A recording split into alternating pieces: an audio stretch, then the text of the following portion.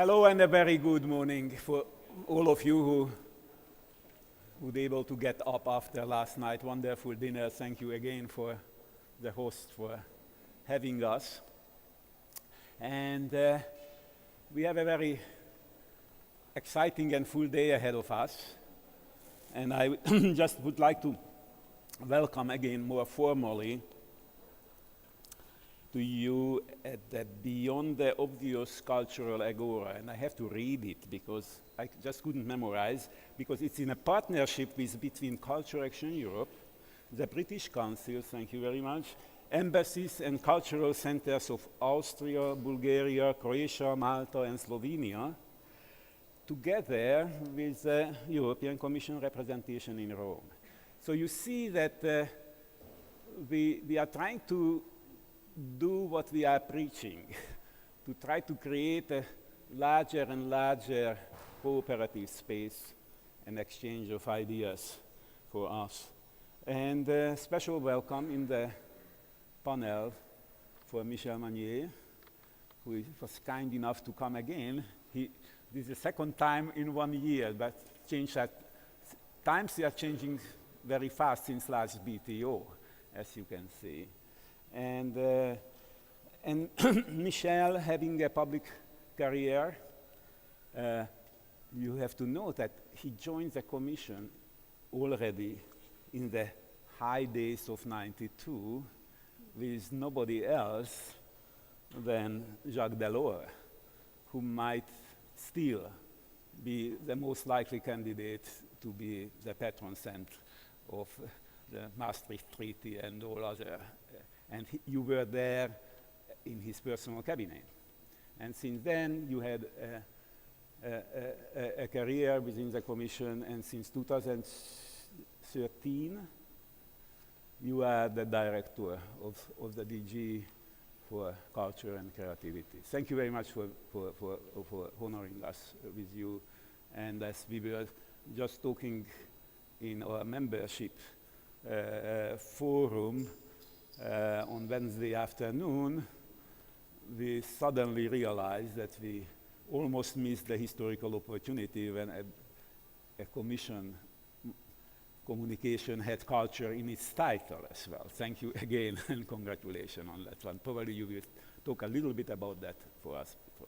Then we have our Secretary General working with us now, Katherine, and Katherine also has a long career. You wouldn't tell, looking at Katherine, that she was working in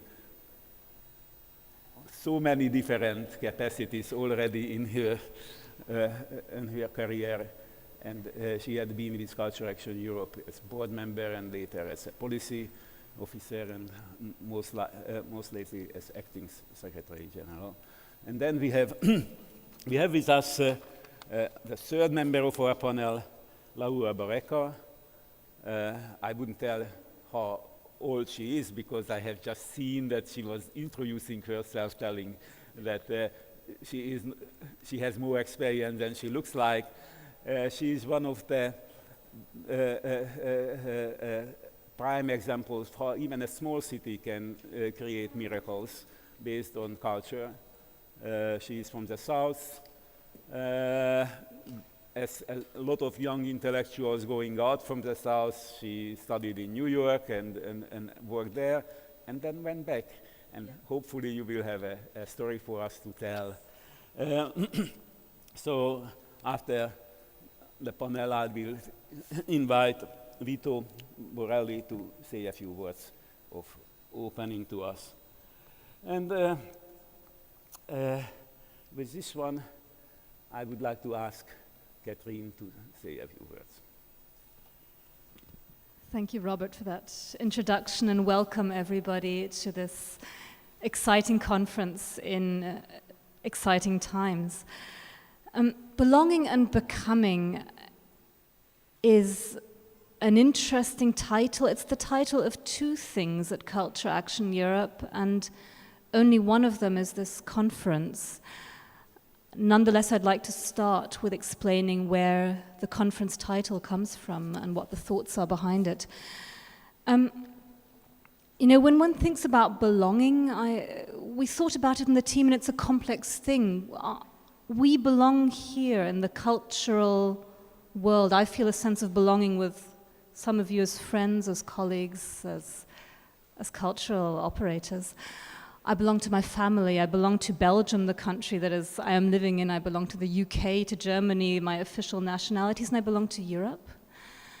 And I wish I had answers, but I think that this conference is going to raise a lot of questions that we have, and let's see where we go in maybe going a step further towards an answer that we will probably never find. That's in the nature of our lives. We need, on belonging, we need to feel we belong. And what is it that creates the sense of belonging? What is it that creates the feeling that others feel that we belong? No? The Budapest Observatory, Peter Inkai, analyzed the Eurobarometer data, stating that what people think creates the most sense of community is, first of all, in 2017, culture, and then history, and then values. Now, what are we speaking about, and what does this data tell us? And this is on EU level, and is there a European identity? Are there European identities? What is a fluid or a multiple identity? These are questions that we'd like to ask and to take away from the nationalistic discourse that seems to want to use the word of belonging in a very exclusive, exclusionary manner. The second one, and I'll try to be a bit shorter on that, is becoming. And we will then be looking at how we can become in a global world. And, you know, this is a process. We're not going towards utopia. It is the question of how we can accept that we are constantly in a process and accept the insecurity. There's a modern dancer, Martha Graham, who spoke about the way forward as a constant sense of being in imbalance, because in order to move forward, you have to dare to step forward and be in constant sense of instability. So how do we become with what we have? That's the conference. So I've been asked to introduce this, and we'll be looking at belonging in the sense of heritage, and informally for us, though we're not allowed to, launch the European Year for Cultural Heritage that actually will be launched in Milano in a few weeks' time. To look at social innovation, how do we include people to create a sense of belonging? Education, we need to understand where we are, we need to learn, we need to introduce a certain rationality as far as the human being can be rational. It's a big question mark. And then the idea of becoming, and the second day where we'll be looking at a more global perspective and going a bit beyond the European Union. That's belonging and becoming in the conference. And now I'm turning slightly over to Michel Magnier sitting next to us. Last March, President Juncker issued the white paper on the future of Europe. In this white paper, there was no mention of culture, none. Not even of interculture, none. At this point, Culture Action Europe and its members and 600 organizations throughout Europe sat together and drafted our proposal for the future of Europe, a cultural future of Europe, and we called it Belonging and Becoming. And we tried to communicate it. And frankly, when we heard that in Gothenburg this week, there will be a conversation on culture, and that on the 14th, 2 days ago, the Commission issued a communication on strengthening European identity through education and culture. it was a very exciting and hopeful moment, and let's see what concretely, however, becomes of it. But I believe that Michel Magnier can be maybe a bit more, give us more insights on how that came about.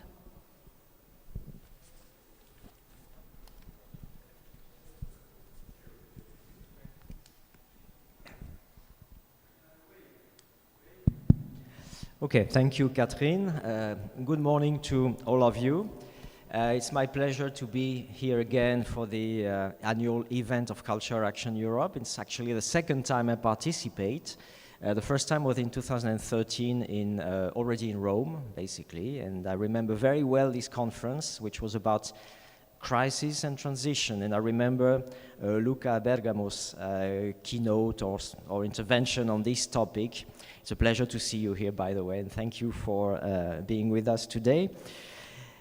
What has always puzzled me is the title of your conferences, Beyond the Obvious. What do you mean? What is it? I mean, it looks like Lewis Carroll, you know, looking through the looking glass.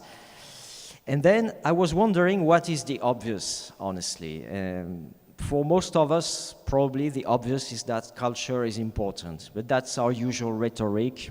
Okay, it's obvious, so maybe we need to go a step further. Another thing which might be obvious to some of us is that actually culture is not a priority at European level. And that's the constraints we've faced so far, and that's also something which, for me at least, is obvious. So why should we go beyond the obvious? Well, it's probably to find something different, some unknown territories, some gray areas, which probably would help us get closer to the reality. I would like to point out that the European Union went beyond the obvious at least twice in the recent past. The first time was in '92 when it decided that there would be a cultural policy, and while the obvious before that was that culture belonged to, member states. That was the first time. And the second time was probably around the years 2010, when the Commission said, the European Union said that culture had an intrinsic value, but also an economic and social value.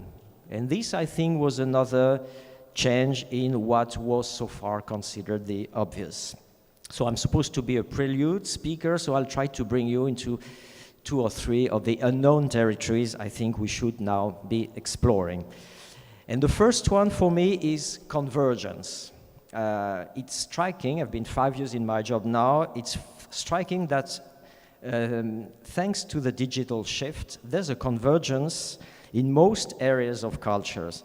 And traditional lines are being blurred. For instance, heritage and creation. For instance, digital and physical. For instance, non-for-profit and commercial. Private and public. We see all these lines converging, and I can give you a few examples drawn from my recent trips abroad. I was in Nancy in France recently for the meeting of the regions of Europe, and I saw a wonderful video mapping Place Stanislas, which is a UNESCO site. They actually used heritage buildings as screens for these video mappings, creating something completely new that created new experience for the people. The reconstruction of the Berlin Castle is also an incredible thing. I mean, they are rebuilding a heritage monument which disappeared. So we don't know if it's heritage or whether it's creation. It's probably both at the same time. We'll be exploring all these relations between heritage and creation during the European Year of Cultural Heritage, because we believe that this is something which is started and we need to adapt to that. Digital and physical, I will just give you one example. We've been supporting a wonderful project through Creative Europe, which is now called Opera Vision. It's about opera. It gives access to everybody for free and without any registration to the best opera performances in the European opera houses. This is a breakthrough. It means that opera has stopped being an elitist form of art, expensive and reserved to people who can be there and afford the tickets. It's now potentially open to everybody. Talking about commercial and non-commercial, I would like to give the example of museums. Julia, museums. Museums are considered as non-for-profit organizations, but you can see the creation of new museums which are completely private. In my native city, in Paris, we have two now. We have one from Louis Vuitton, we'll have one from the Fondation Pinault. And we see museums act increasingly as commercial organizations, whether we like it or not. They organize blockbuster exhibitions to get revenues. They de-accession their works. That means they sell some works from time to time, especially in some countries, but this is a new trend. They rent their works for exhibitions instead of, lending them, as was the case before. And you can even see franchising of museums. I mean, recently, Abu Dhabi opened a subsidiary of the Louvre from Paris. So convergence is everywhere. My vision is that we need to adapt to it. We may not like it. Maybe you will say something about that during the discussions, but we need to adapt to it. The second unknown territory I see is the place of culture in the current European context. And then the discussion is whether culture is a nice to have or a need to have. Katherine just mentioned the scenarios on the future of Europe, and indeed there was no mention of culture at all. In 2015, the United Nations adopted some sustainable development goals, and there was no culture either. So where is culture? We can hope for the better, because as Katherine was saying, for the first time ever, tomorrow in Göteborg, in Sweden, the heads of state and government will discuss about education and culture during their lunch. This has never happened before. It's the first time our leaders discuss about culture. So it's an interesting breakthrough. We see that there's an increased need in the EU for well-being policies, social policies. I mean, Jacques Delors used to say that nobody ever fell in love with a single market. I think it's even more true now. Nobody falls in love with a single market. If somebody does, please raise your hand. So we need to develop policies which are closer to citizens, policies which create some kind of social well-being. You don't have so many of them. You have education, culture, youth, sports, citizenship. All these policies are a way to reconnect the EU with the citizens. We need to make a clearer connection between values, our European values, and culture, because our European values are linked to our history and culture. That's very clear. That's why the Commission proposed a contribution to this launch of our leaders yesterday, actually. This communication Katherine was mentioning, which is another incredible thing from our perspective. Usually it takes 1 year to prepare such document. This time it was prepared in 8 days, basically, because we needed to tell our leaders what the Commission believes culture should be about in the future. And we'll propose to revamp the current strategy for culture, which is the European Agenda for Culture. There's a commitment for us to do something more, something which goes further in the next years. This is how you should also interpret the European Year of Cultural Heritage. It doesn't come from the blue. It's something which is built on a long work we've done to show that culture is also a policy that should be taken seriously. So let's forget about the scenarios for the future. I think they're now outdated. The real scenarios include culture. Wherever we go, whatever the scenarios are, we need to have culture there.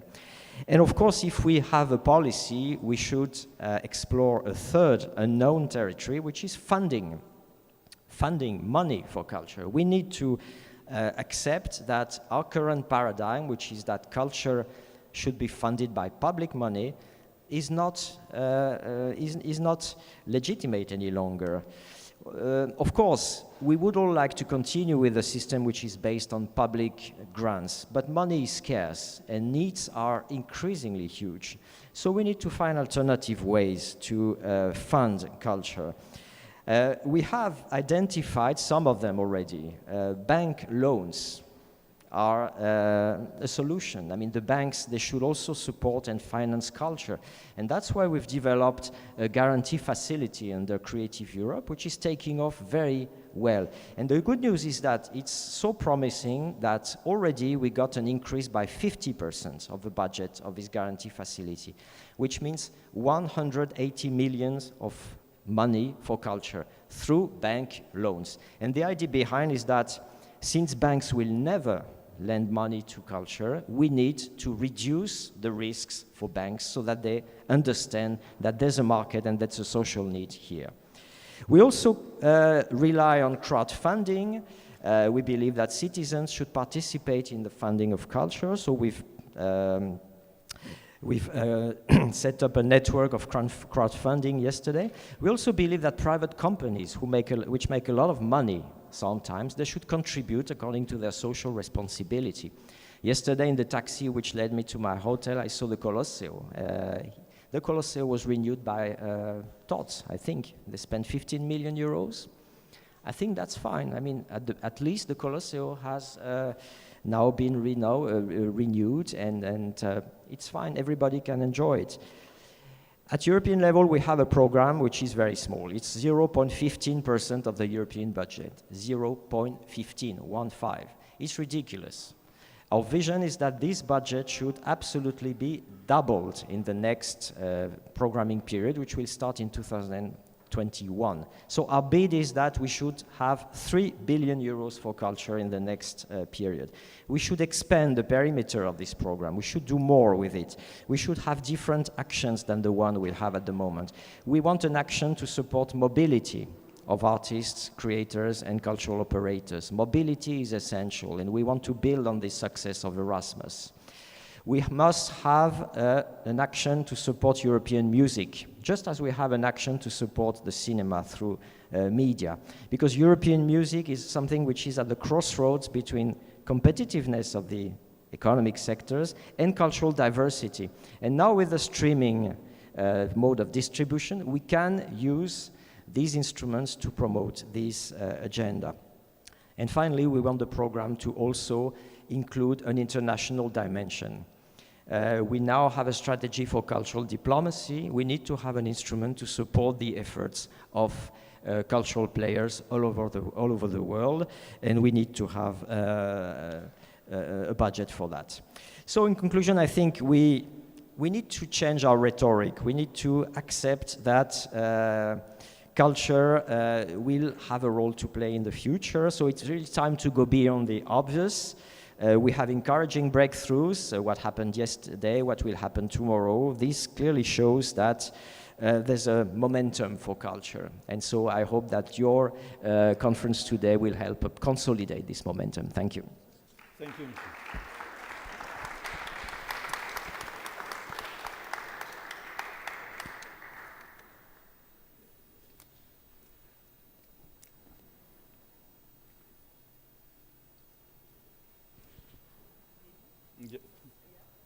Just waiting for... There it okay, is. I got it. Thank you for inviting me. I'm really happy to be here. I'm honored to be among these speakers. And following your introduction, I just want to back to my background. I'm 41 years old. I'm Laura Barreca, and I'm an art historian professor at the Academy of Fine Arts in Bari and Palermo. And since 2014, I've been working as the director of the Museo Civico in Castelbuono, which is a small museum held in a medieval castle of the 14th century. And I'm showing you some images, which is not my museum. This is the Palatine Chapel at the Norman Palace in Palermo.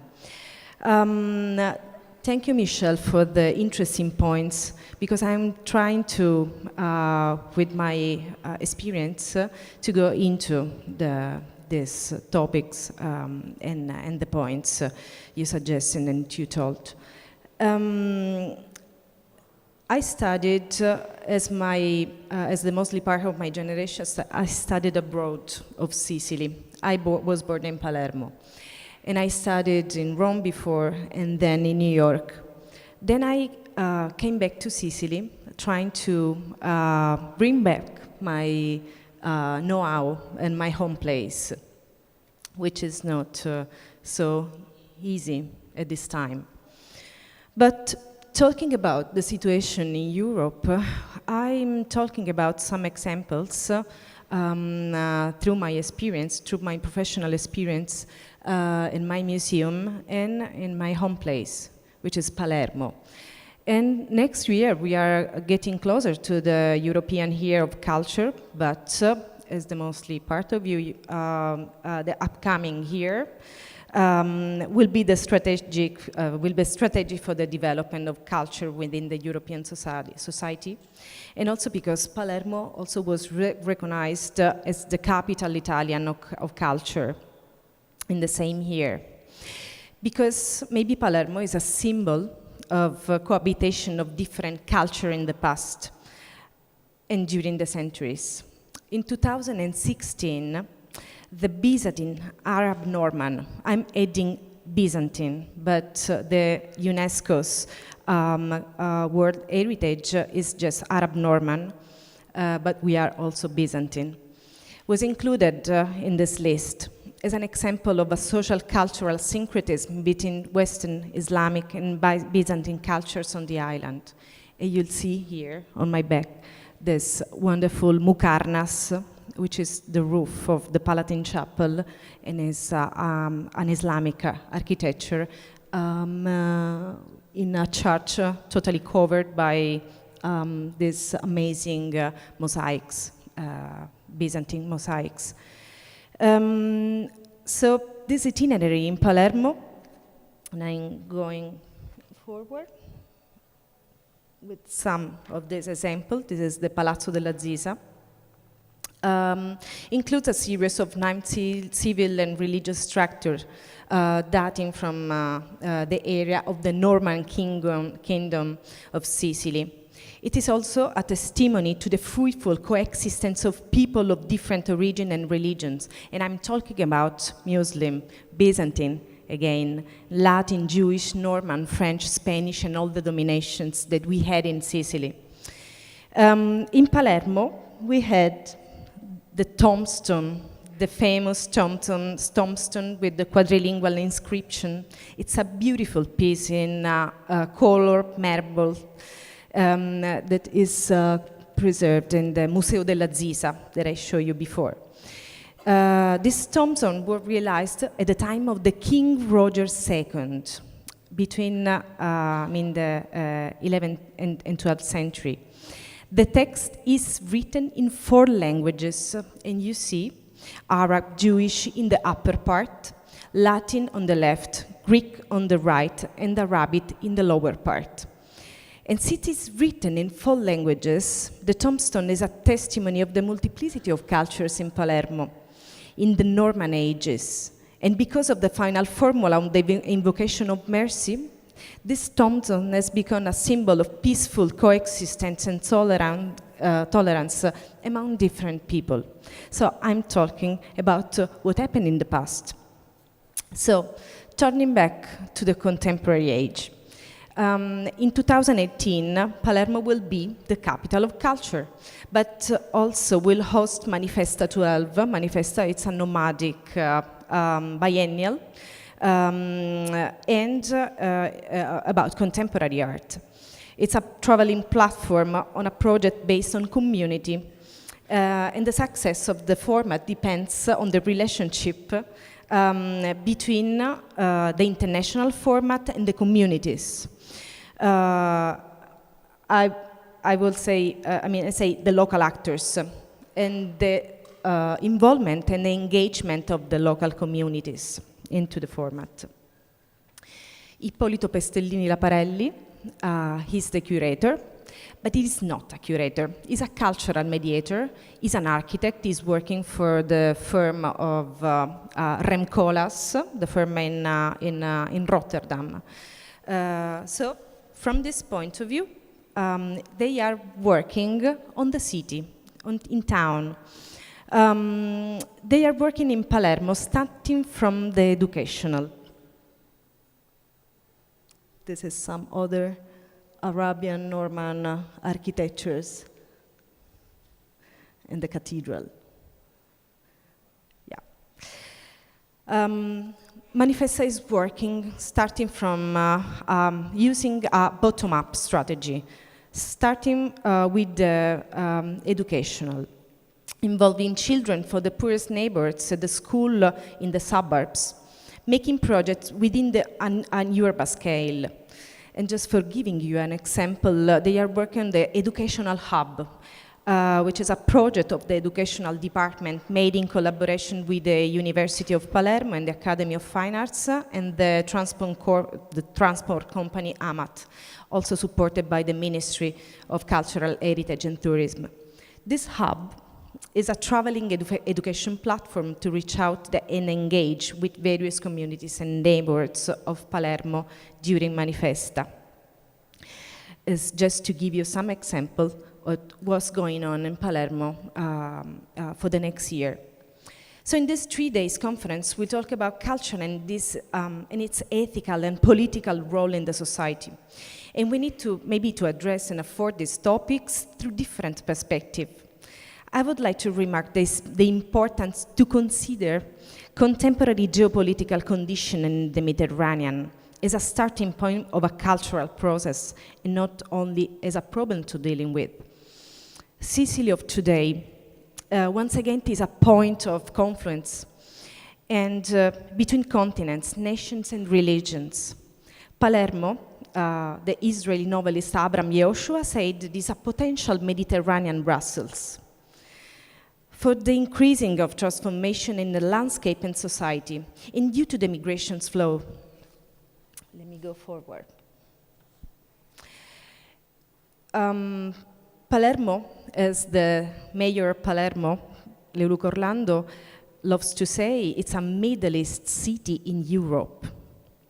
In a provocative way, we should say that in Palermo there are no immigrants. You know, the situation we are dealing with now, because every man or woman who put a step in town is a Palermitano, become a Palermitano.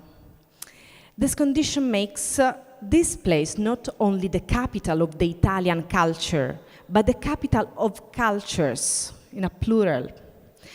In 2015 was approved in Palermo the so-called Chart of Palermo. Sorry, I don't have the slide, but the Chart of Palermo is a document of citizenship and mobility of human beings in the Mediterranean. Because we have to consider the Mediterranean not as the sea that divides lands, but as a continent itself, where people live and move freely from coast to coast and move from a country to another. That's the starting point of a cultural process. So what we can do as a cultural mediators and stakeholders, how we can help the society in this moment of mixing people and cultures and religions with the emergence also of nationalism in Europe and abroad. Which role does artistic education play in the community and for the future generations? So I would say that these are some important questions to dealing with this conference in Rome with all the contributors. I would like to mention an example taken from a recent trip that I had in Lebanon, in Beirut. I met this amazing artist, Zina El Khalil. She realized an exhibition called Sacred Catastrophe, Healing Lebanon, which is being hosted in a landmark building in the center of Beirut that is a powerful reminder of the country's civil war that happened in Beirut in Lebanon between 1975 and 1990. And I'm talking again, about a Mediterranean city. The building, which is on my back, is now called Beit Beirut and stands on the former demarcation of the divided Beirut into warring sections.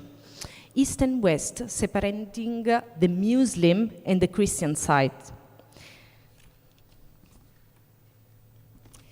Zina, which is, as I told you, really an amazing artist and activist, created a 3 floors complex installation on the theme of healing. And I love to say what she said. If we are going to step into a peaceful future, we need to come to terms with the pain that we are carrying. We need to release it. Otherwise, we are going to continue to self-sabotage, to be aggressive and disconnected. The healing team comprehends daily workshops that she's doing, including yoga and Reiki sessions and poetry sessions. This is part of the installations on the floors, on the 3rd floor. And the participants who took part of the workshop spoke of art as a form of resilience, a healing ceremonies of compassion, love, peace, and forgiveness. We need to reconsider cultural and artistic heritage in its complexity, and the role of the artist as a tool of social engagement and development, as we say, belonging and becoming, starting from the very young generation, starting involving children from the school. So the field of education represents one of the most relevant areas to develop this topic, and in order to gain this result. Turning back to Italy, I just want to give you some examples of what I'm doing in the south of Italy, in the south of Europe, but from a different perspective. In turning back to my professional experience, and from my point of view, it's necessary to work on this way, starting from the bottom. This has meant to work on the cultural identity, local, national, and Mediterranean, and then European. Or maybe European, it's all of these adjectives. Using the language of contemporary art and putting together the past and the present, for example. Inviting artists to work on the history of the place.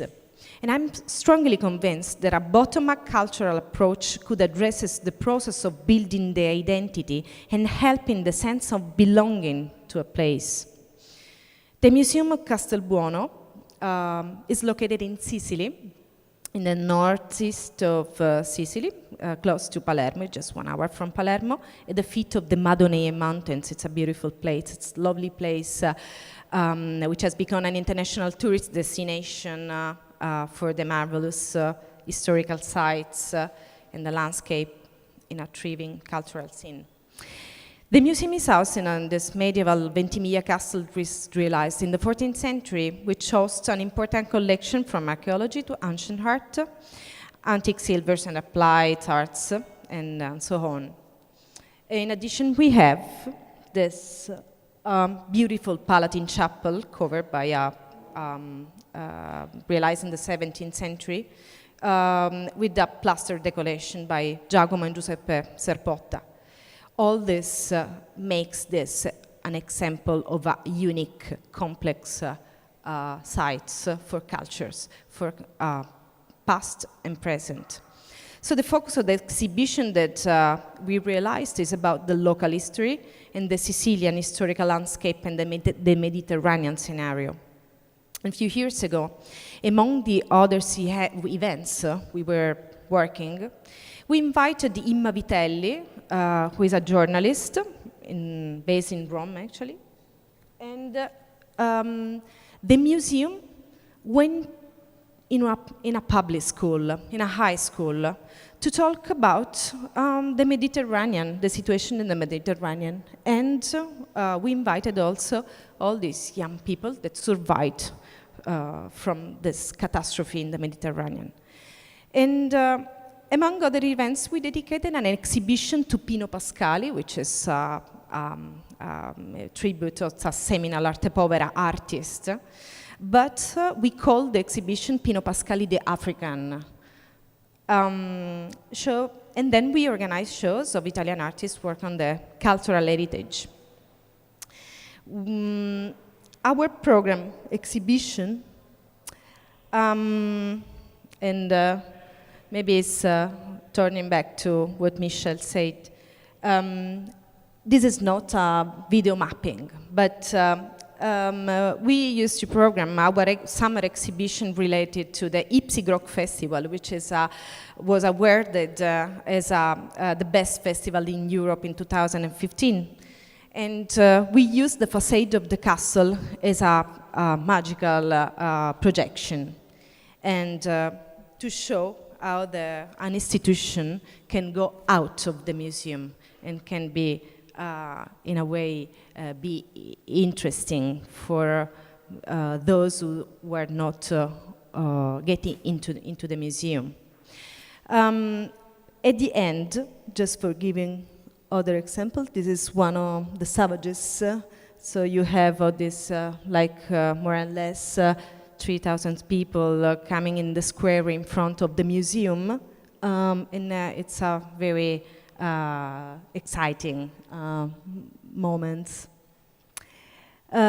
These are some educational projects that we did with the Castello di Rivoli, and on the right side, yeah, there is Mimmo Cuticchio, the master puppets that you can see with the puppet that we realized for us. We produced an exhibition with him. And so the museum transformed itself not as a conservator, but as a deposit for artworks, but as a producer. And we produced this amazing exhibition called Tra I sentieri dei Ventimiglia, working on the history, on the local history of the place. And now you can see, just around the corner, the exhibition of Mimmo Cuticchio at the Quirinale Palace. So just if you want to spend your free time in Rome to see an exhibition of this amazing artist. At the end, this is the exhibition that we have at in the exhibition space. Some works in ceramic and coral related to this paliotto, d'altares, using the same kind of material. At the end, I would like to show you some images about our strategical and ecological advertising in Castelbuono in order to engage people door by door, street by street, through a group of special collaborators, which are the donkeys. Thank you.